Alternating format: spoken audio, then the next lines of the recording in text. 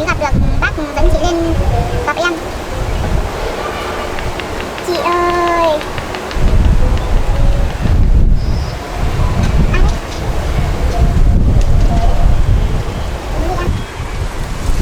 Chú ơi, chị sao ạ? Chị vừa nghe tiếng ai gọi chị. Ai gọi ạ? Có gì đâu. Chị nghe cái tiếng con ai gọi chị. Chị vừa cứ ai hỏi gì nói lẩm bẩm gì. Thế không sao. Chị lấy nhiều cỏ xong rồi chạy về. Em bảo về đấy nhá, cô gọi cho chị nhá.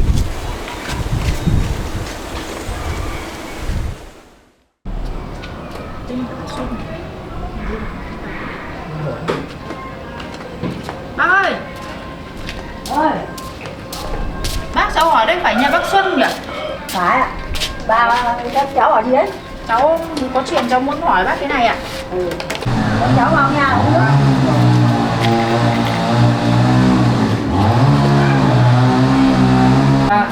Cháu xin. Con xin.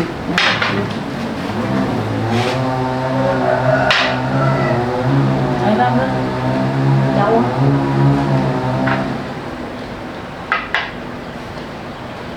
Bà uống nước bà? cháu uống nước. Bà biết cháu là ai không? Cháu là ai Hoa hả? Vâng.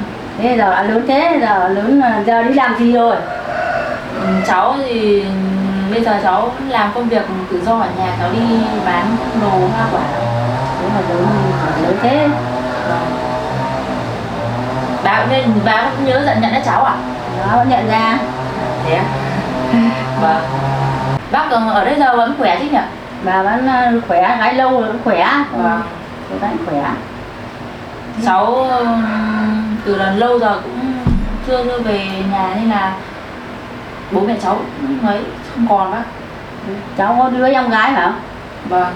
Thì bác giờ có biết tung tích đứa em gái cháu không? Đứa con em gái của cháu là trước ở với bố. Vâng. Mẹ chết hay mẹ gọi bố mẹ bỏ nhau. Bác Xuân ơi, cháu muốn hỏi bác là hồi xưa đấy với cháu còn bé đấy thì đứa em gái cháu giờ đang muốn tìm ý. Giờ là như nào bác có nhớ không?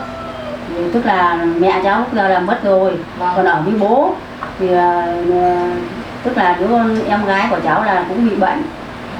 Thế là cũng mất rồi. Thì quay dân làng người ta đưa lên ở trên Nghĩa Trang trên kia. À thế là người ta chôn cất trên đấy hả bác? Trên Nghĩa Trang. Nếu cháu muốn tìm em thì lên trên đấy thì bà đưa đưa lên trên đấy. Thế hồi xưa là như nào nhỉ bác, thử kể lại cháu nghe được không? Tức là Hoa ơi, lúc giờ cháu còn bé. Vâng. Cháu còn bé nên là chưa có điều kiện mà ai nuôi được cháu thì người ta đưa cho cháu vào trẻ mồ côi. À thế ạ. Thế còn bây giờ thì cháu lớn rồi, cháu muốn nghĩ về quê hương gia đình thì tìm lại gia đình thì đấy em cháu hiện nay là người ta đưa lên đấy rồi, lên mộ rồi. Vâng. Lên Nghĩa Trang rồi. Nếu như mà cháu muốn biết thì là bà đưa lên. Vâng. Cháu hồi xưa thì lúc bé đấy cháu không nhớ rõ lắm nhưng mà cháu sống ở trong viện đấy thì mọi người ấy lắm, tận tình các cô ấy chăm sóc cháu lớn lắm. Thế là từ vừa lớn thì cháu mới đi ra ngoài bác. Nghĩ về gia đình. Vâng. Thì cháu giờ lần này cháu mới đi tìm để tìm xem là tung tích như nào. Nhưng mà cháu không ngờ là bây giờ là mọi người đều bỏ cháu đi như thế. Lúc bây giờ cháu bé là chưa điều kiện. Vâng. Hoa giờ cháu lớn rồi, cháu tìm về quê hương thì thôi đứa em gái của cháu số phận lại không may. Là lại số cháu em mất rồi. Vâng. Số phận hiểm nghèo, không được ở trên đời như chị em nữa. Vâng. Là cháu em đi rồi. Lên trên Nghĩa Trang rồi, bây giờ cháu biết rồi thì muốn gặp lại em thì các bà tí nữa đưa lên đấy xem thăm mộ của em. Thế tí nữa bác đi cùng với cháu để cháu mua ít bánh kẹo hoa quả để lên thắp hương với em và cháu anh nhé. Em này là ai đấy? À đây là em gái của cháu nên là cháu cũng thấy em ấy hoàn cảnh, nên là cháu cũng đón em ấy về ở cùng cho vui bác. Hai chị em ở cho vui. Em cũng hoàn cảnh thương lắm bác. Tức là hai chị em về ở cho vui. Vâng. Thưa chị ạ, thì bảo bá đưa lên thăm em gái, em của chị thắp hương nhận. Chị chưa về thăm bao giờ? Chị chưa, chị đâu không biết đâu, bây giờ chị mới đi tìm hỏi bác, tại vì bác ở nhà nên là mình mới hỏi mới biết được chứ. Vâng, chị đưa mua đồ lên thắp hương. Bác đi.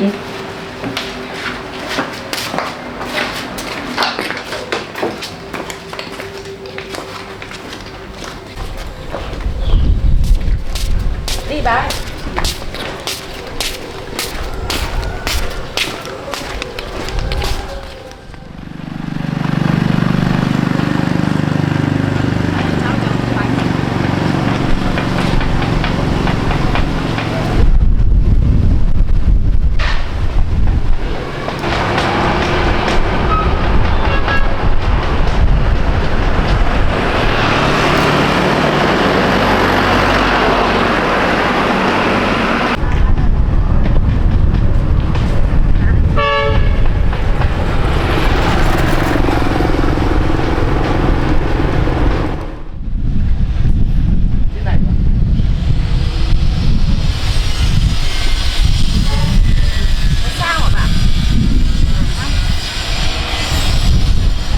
Tí là đến thôi.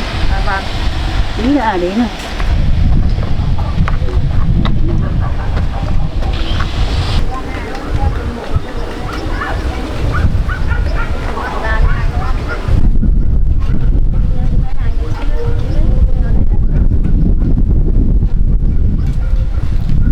Đây rồi, Hoa ơi, đây rồi, Hoa ơi. Bác. Đây. Đây à? Đây. Trước kia em cháu mà chôn ở đây nhưng là vì Đây bác. đây mộ đây. Chắc chắn không ạ? Chắc chắn đây mộ này vì là trước nhà điều kiện không có thì là để em vào chỗ này bây giờ thôi. Cháu giờ tìm thấy mộ của em này thì là sửa lại cho sang trang cho nó đẹp để đi. Vâng. Đây mộ của em cháu đấy. Trên hương có trong hương. Có này. Trên hương. Trong hương. Hương không sao.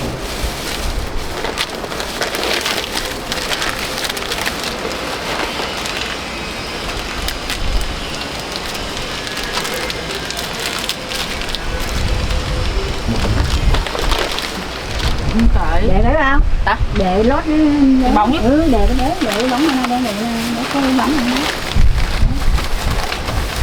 Đó. cho khỏi mấy nhánh binh.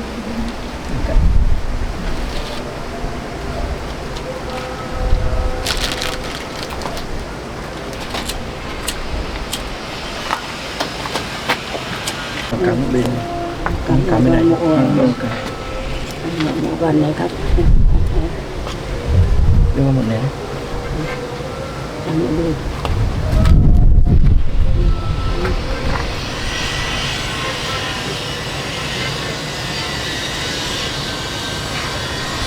Ta bảo đi.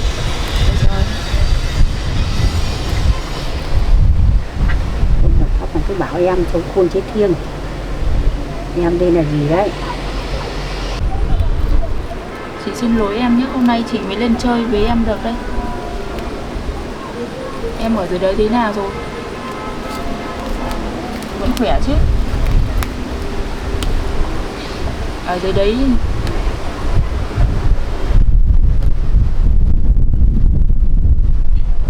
cô lỗi chị nhé.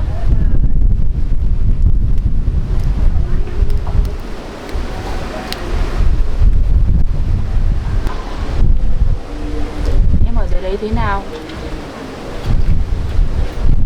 Chị xin lỗi nhé, bây giờ chị mới lên thăm em được đây. Chị tìm khắp nơi nhưng mà cũng không có tung tích của em. May quá hôm nay chị mới gặp được bác dẫn chị lên gặp em. Chị ơi.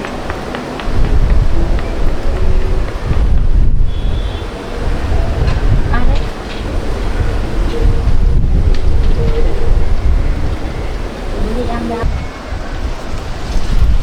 Chị ơi, chị sao ấy? Chị vừa nghe tiếng ai gọi chị. Ai gọi á? Có gì đâu. Chị nghe thấy tiếng phanh đấy, ai gọi chị? Chị vừa chị cứ ai hỏi gì nói lẩm bẩm gì. Thế không sao đâu. Chị lấy nhiều cục xong rồi chị về chị. Em ở dưới đấy người nhá, phù hộ cho chị nhá.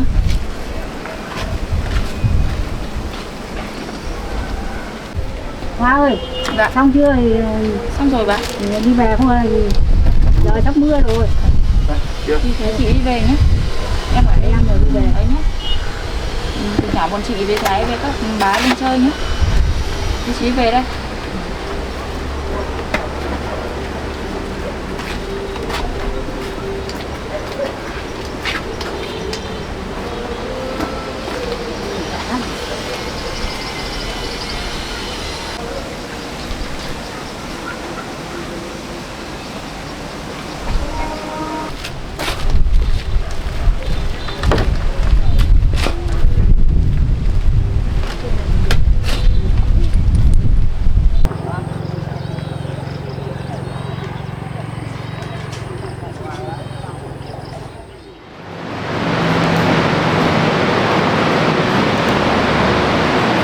Giang, Dạ. anh vừa gửi cho cái bản thiết kế thôi, em bỏ ra xem phiên bản lý chung, bỏ lên phần vẽ.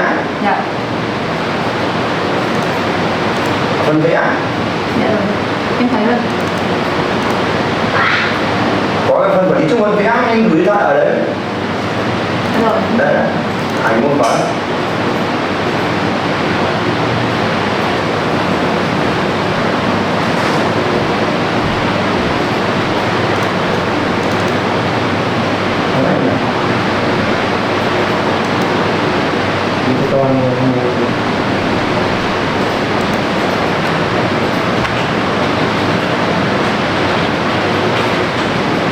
Đây cái này không ấy này cho anh cắt cái này ra nhé, mới làm lên theo tỷ lệ này nhé. Không xong cứ làm đi cho anh nhé.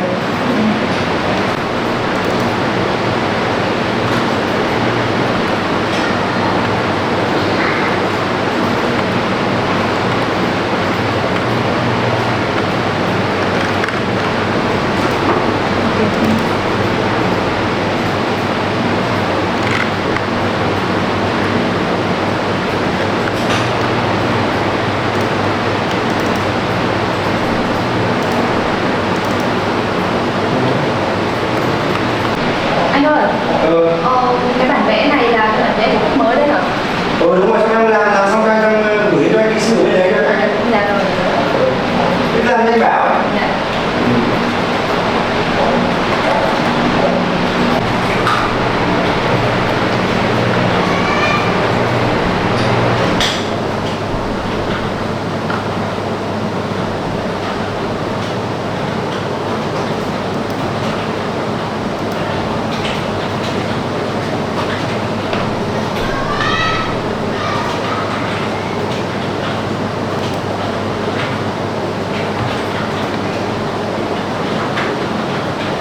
Bảo đủ nhiều cây chứ.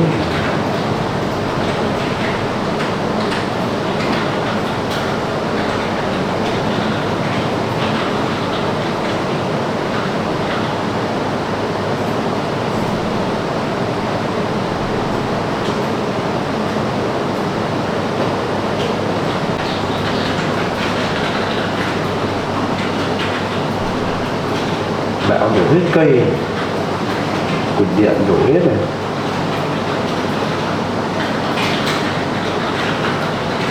Nhìn nhà này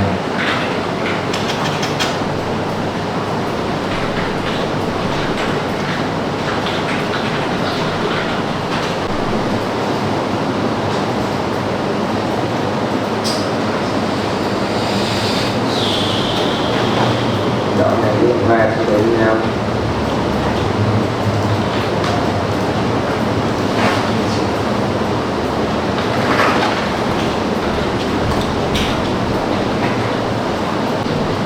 Thế còn nhà làm răng xong gửi cho anh để cho anh ra nhé. Dạ vâng. Anh đi lên thì có việc đi.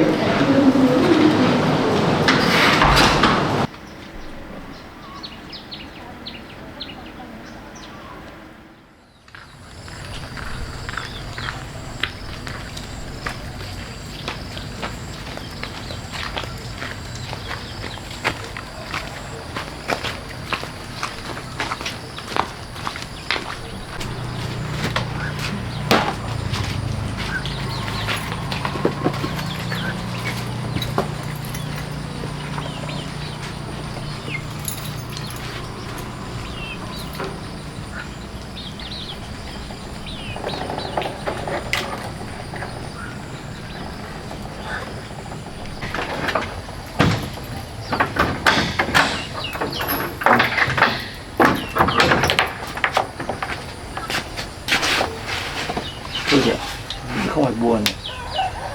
Bây giờ biết chuyện như thế thì có gì thỉnh thoảng chị em mình ra để thăm. Nhưng mà chị hôm qua chị vẫn thấy, chị vẫn cảm tưởng như có mẹ chị với lại em chị gọi chị ấy. Thế á? Ở đằng sau ấy. Em thì không biết, em cứ thấy chị lẩm bẩm cái gì. Chị có thấy tiếng gọi ở đâu, chị định chạy ra nhưng mà đã thấy đã đi mất rồi. Và thì thôi bây giờ thì như thế rồi thì chị em mình biết chỗ rồi, thỉnh thoảng chị em mình lên để thăm, mua đồ lên thắp hương, không phải buồn. Chị vẫn tiếc là chị bây giờ mãi chị mới nhận được ra, nhưng hồi xưa chị vẫn chưa đi tìm được em nó. Và Chị cứ tưởng nó vẫn còn sống ấy, và nhưng không ngờ đâu đã mất rồi. Chị vẫn nhớ hình như là cũng sắp đến ngày giỗ của mẹ chị rồi sao Thái? thế á? Ừ. Sao ngày giỗ mẹ chị à? Ừ. Thế thì hôm nào mà chị nhớ hôm nào giỗ thì chị em mình lên trên đấy thắp hương. Chị cũng đang định tính là bây giờ chị tìm thấy mộ mẹ của chị với lại đứa em rồi, thì lúc nào chị mua cái bàn thờ, xong rồi về thắp hương với chị làm giỗ cho mẹ chị với em. Và thế hôm nào mà ngày giỗ Để thì cho mẹ chị biết chị em mình ở trên này, sống trên này. và thế hôm nào mà đi thế khả năng chị em mình rủ anh Tuấn đi cùng. Hôm nào chịu chắc chị cũng phải nhờ anh Tuấn đi cùng. Mua cả bàn thờ các thứ. Để thắp hương cho mẹ với em ấy, ở trên này cho mẹ với em phù hộ ở trên mình trên này được. Đứa em chị đấy lúc mất chị biết không? Chị không biết à? Chị không, chị lúc đấy chị có liên lạc gì về nhà đâu, lúc đấy chị không biết. Thế chắc vẫn Tại vì lúc đấy chị vẫn bé, không chưa biết gì. Thế bây giờ may quá gặp bác ở trước ở cùng với chị ngay nhà nên là bác mới biết. Và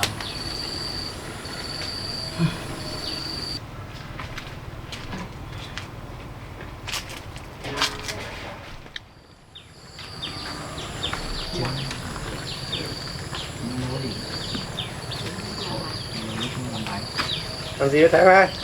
Anh à? anh lên à? Em chị em vừa đi lên chỗ Nghĩa Trang về. Nghĩa Trang à? Anh đi đây đây, cửa trên.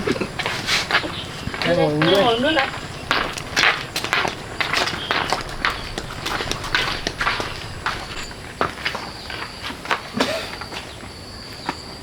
Anh đang không phải làm. Anh vừa làm một tí rồi, vừa bảo anh em ở nhà làm. Em với Thái vừa nãy đi lên trên mộ của mẹ em và em tìm thấy mộ của đứa em gái em, anh ạ. Em của em gái nhá. Vâng. Rất là từ trước em, từ lúc bé em không biết đi. Thế là may quá tình cờ em lại tìm được nhà bác hồi xưa cũng ở gần nhà em ý. Bác ấy chỉ cho, thế là may quá tìm thấy anh ạ. Đứa em ở nó ở cùng bố nhưng mà nó bị mất rồi anh ạ. Thế ạ? Vâng. Thế đừng buồn.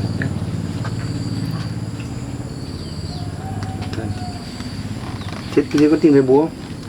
Em không, giờ mất hết liên lạc của em có tìm thấy ai đâu. Thế bà đấy cũng không biết gì, không biết bố đâu. Không, ông thế là từ đứa em mất, thế là ông mới bỏ đi mất rồi anh ạ. Thế em mất lâu chưa? Mất lâu anh, từ lúc bé ấy. Anh Tuấn nữa, anh Tuấn đây. Anh xin. Uống đi. Anh uống đi. Anh ở nhà đây này. Ở nhà lên. Ở nhà lên. Anh làm đâu? Anh có làm một tí ở dưới nhà đâu. Vâng. Thế Thái vợ cũng đưa chị Hoa lên trên kia à? Và hai chị em với một cái bà bác gần là chị Hoa trước lên thắp hương các thứ, nhổ cỏ các thứ cho. Thế bây giờ có em Thái này không phải lo nhé. Có em Thái ở đây cạnh Thái như em trai mình. Vâng. Em nghe câu chuyện thế cũng thấy buồn ấy. Nhưng mà em động viên chị thôi, giờ như thế rồi thì thỉnh thoảng chị em lên thăm thắp hương.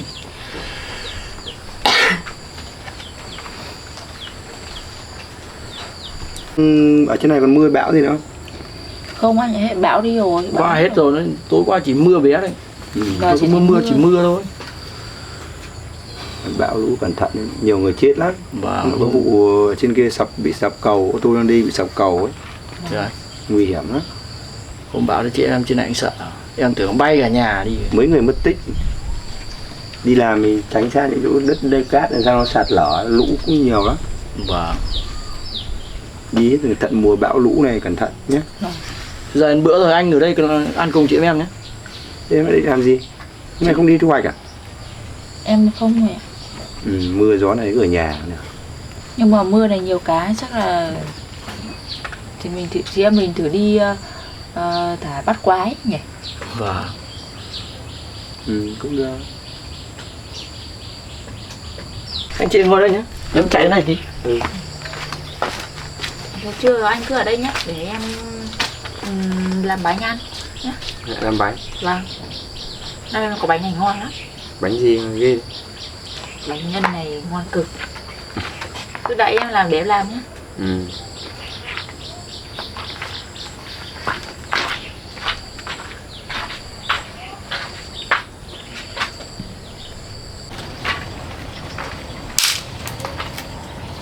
Con gì không anh?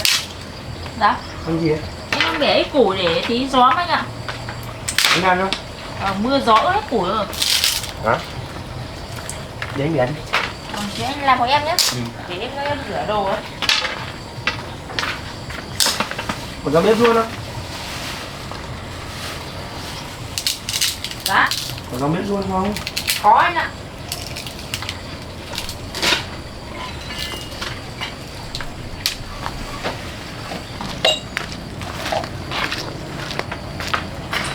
Dẫn còn có thuốc lào.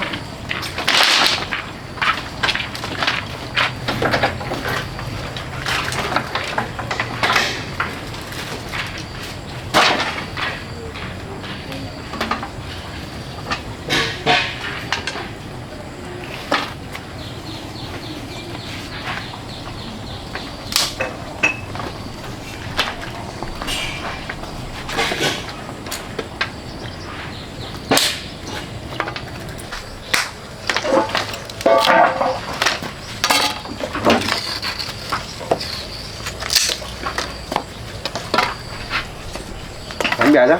Thôi đây xong rồi.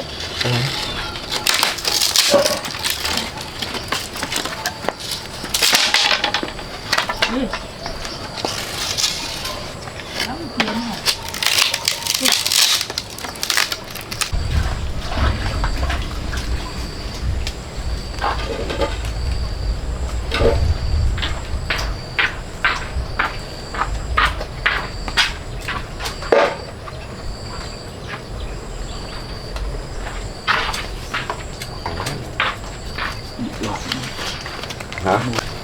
Có chất được không anh? Được đó anh thấy. Em tưởng anh chưa nấu bếp củi bao giờ.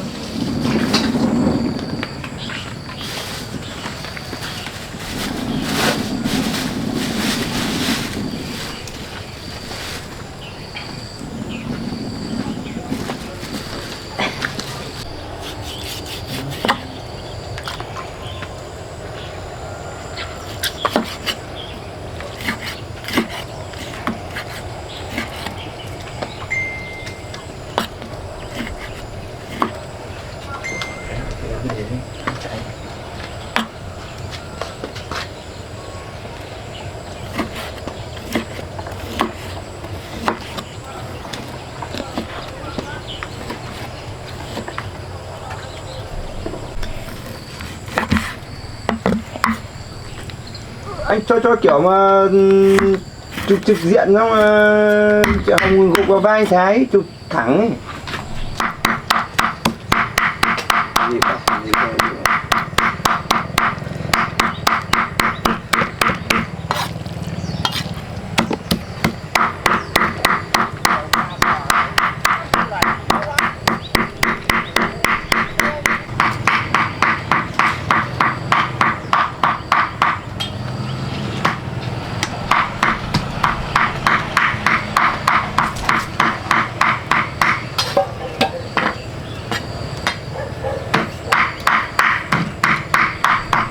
Cho dĩa đánh lên cho. Thế chỉ có một nhĩ anh cho lấy hộ em một nhĩ ấy. Nhĩ đâu? Một nhĩ ở đầu em đang ngâm rồi. Chín chưa? Thịt này còn rang lên rán lên. Có. Từ từ đấy. Anh cứ ra lần rửa em một nhĩ để em mang vào đây cái. Ê, Vâng ạ. Nó lở chưa anh? nở rồi.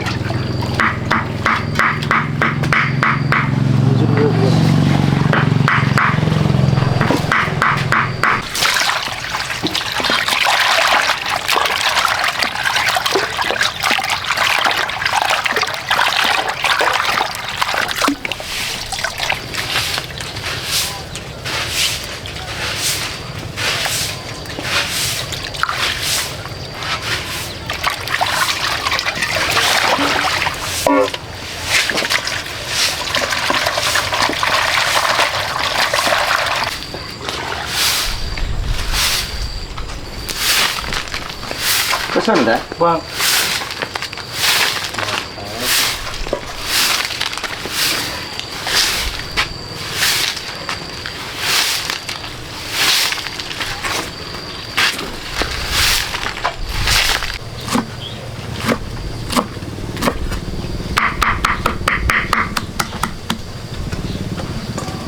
Ý vai, Dạ.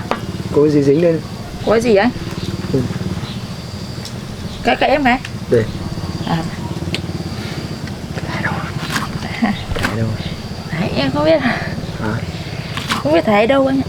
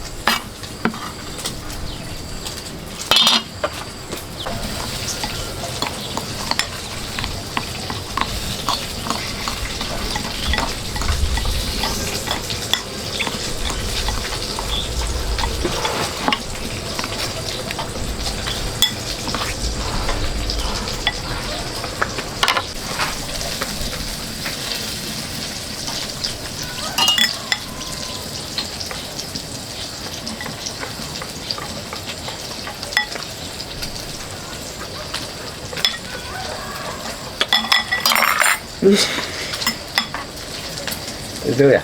Vâng. Hả? Vâng. Sao rơi? Cái quấn cái đấy á? Vâng.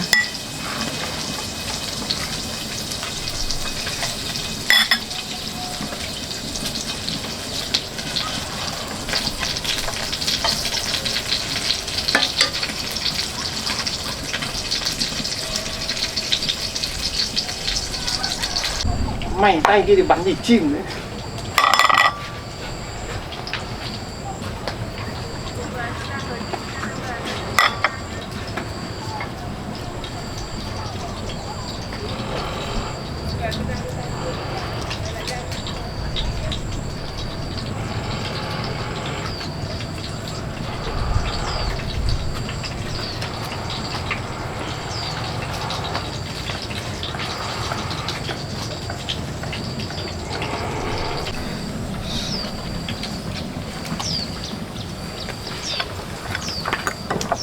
Ngon đấy nhỉ? Được không anh? Được.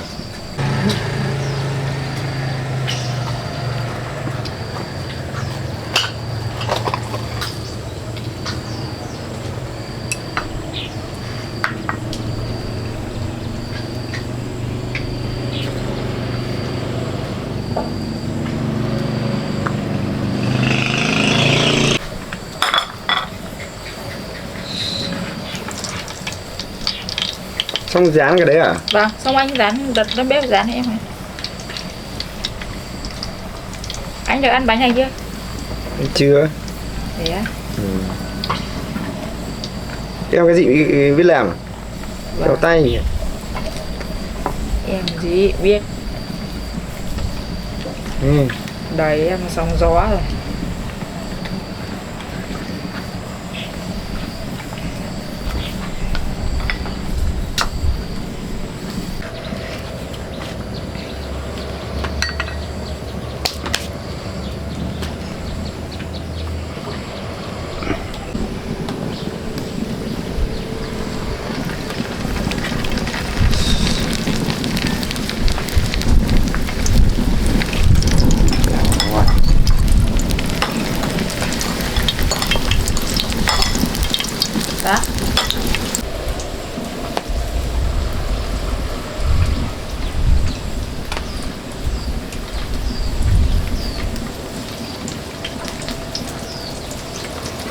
có gì không?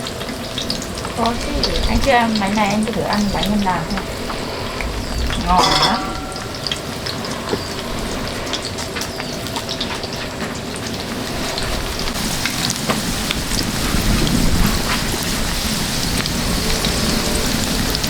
Anh cho mình ăn nhé, để em rửa làm bát. Ừ.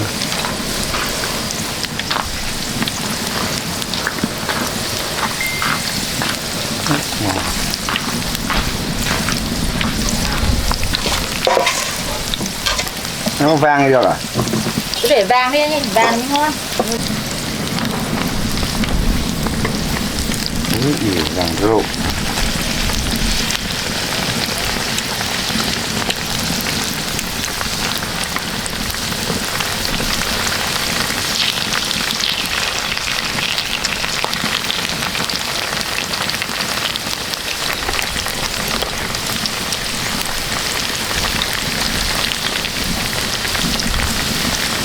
Hình như con cua ấy. Vâng. Trở thành con cua mà.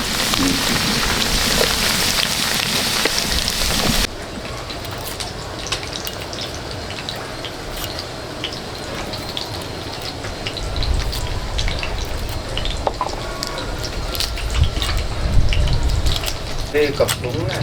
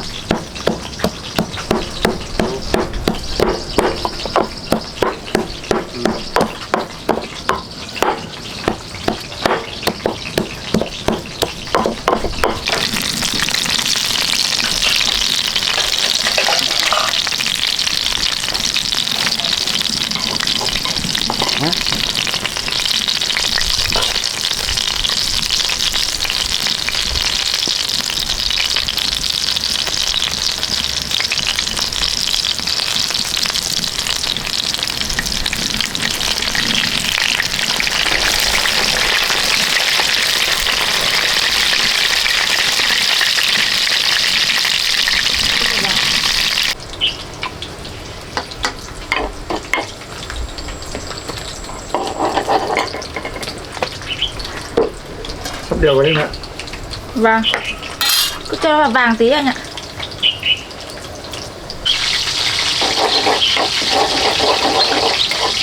Nước chấm à? Đây là nước chấm. Ngon anh. Cái này nếu phải có nước chấm mới ngon anh ạ.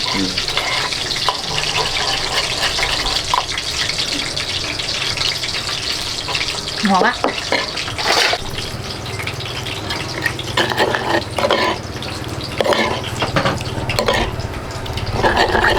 Đặc sệt.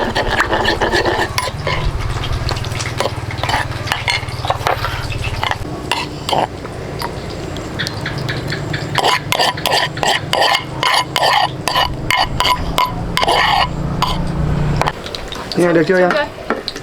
Cũng gần được rồi đấy nhỉ? Nghe được chưa? Vâng, được rồi. Hả? Được rồi. Cái vàng này đều hết rồi nhỉ? Vâng.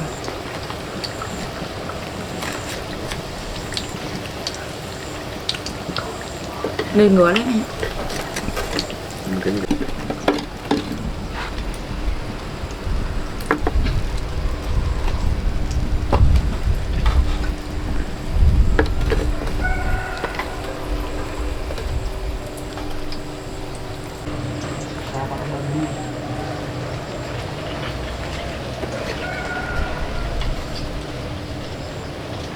Thơm anh nhỉ? Thơm thế. Ngon lắm.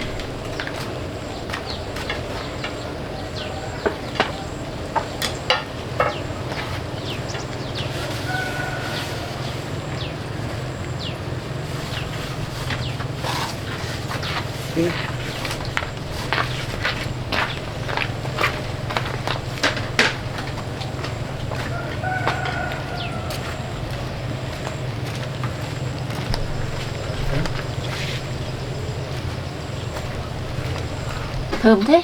Thấy ngon không? Ngon thế. Cái bánh này ngon mà. Bánh gối. Bánh này gối đấy. Hả?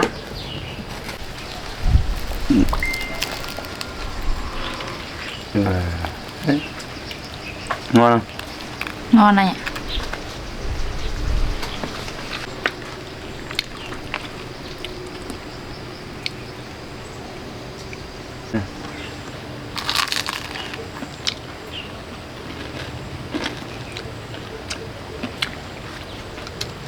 Ngon. Ngon. Ngon thật không?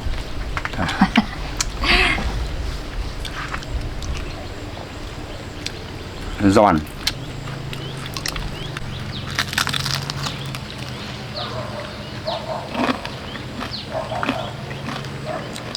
Giòn.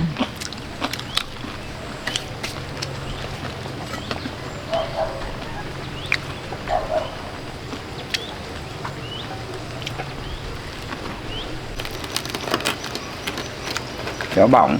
Vâng.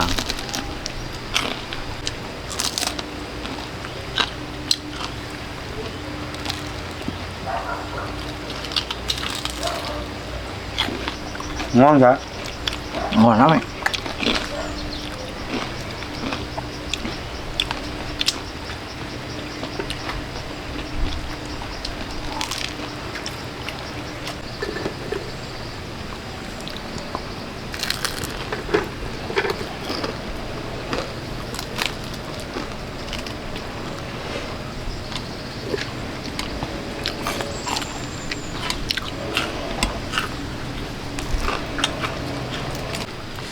Anh ăn nhiều vào nhá.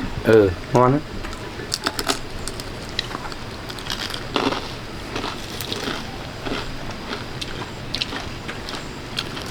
Cái chấm nước này nó đậm anh nhỉ? Khá ăn nhiều nhá. Vâng.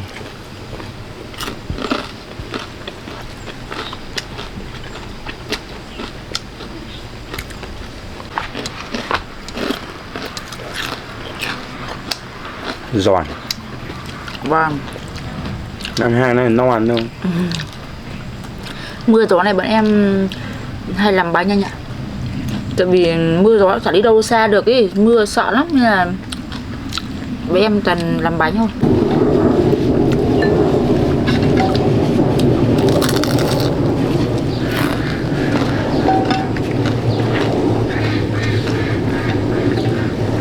Cái nó đi.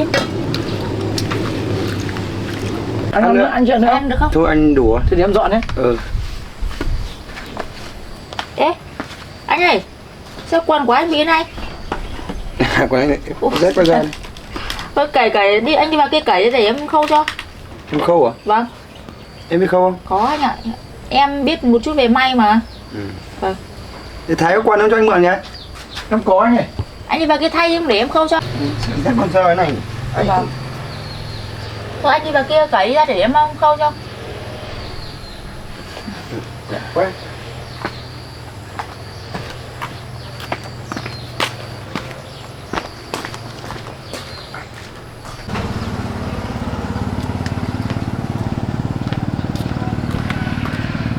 Rách. Rách hả anh? Thái kim chỉ đâu nhỉ? Đây thì mãi đây cuộn này. Vâng, em không. Vẫn mãi đây cuộn trong xó này. Kim này. Đây chị ấy.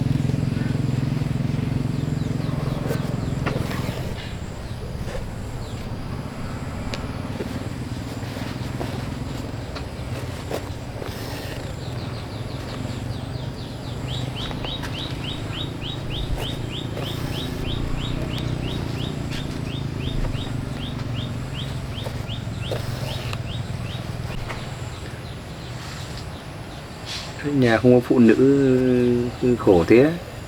Vâng. Quần rách không ai khâu cho. Hồi xưa em định làm nghề, em định may ở nhà đấy anh ạ. Học may đấy. Hồi xưa em chỉ thích cho có mấy tiệm nhỏ nhỏ để may sửa quần áo đấy.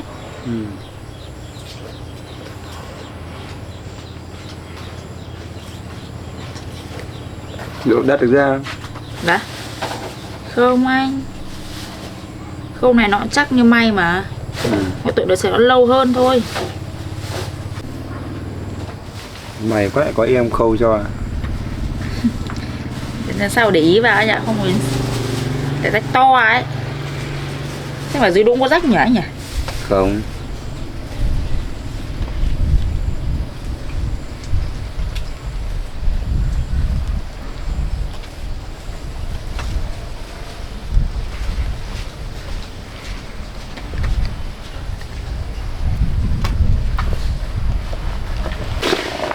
Đây, đây. Được. Hết chưa? Đấy. Hết chưa? Đây à? Vâng. Đỡ hơn chưa anh? Thấy không? Như may luôn đấy. Ngồi anh. Đây đi. Anh đi bà thay đi. Anh cảm ơn nhé. Mày quá. Sao vô làm sao mà cứ thế? Thôi em ngại Thái nhìn thấy anh. Hả? Thái nhìn thấy. Thái có đây đâu. Thái anh rửa bát đi.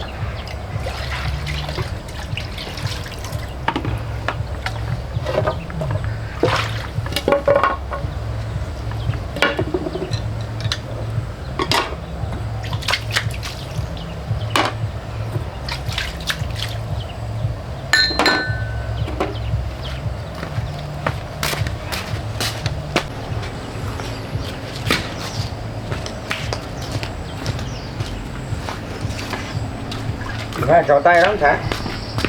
Ok rồi chị anh. Ok. Sướng nhất anh. Hả? Nhất anh. Chị khâu rồi.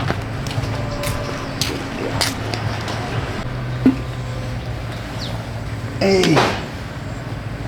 Nhanh có cái nào bị rách thì bắt em khâu cho. Thế nào anh cầm lên khâu nhé. Vâng. Anh em bánh ngon không anh? Ngon. Mưa gió chị em toàn làm bánh đấy. Hôm nào anh bảo hôm nào lên chỗ mộ mẹ ấy, thì bảo anh lên cùng được nhé. Vâng. Anh lên xem cả mộ của em gái. Vâng. Hôm nay em dẫn anh đi. Nhé. Kia.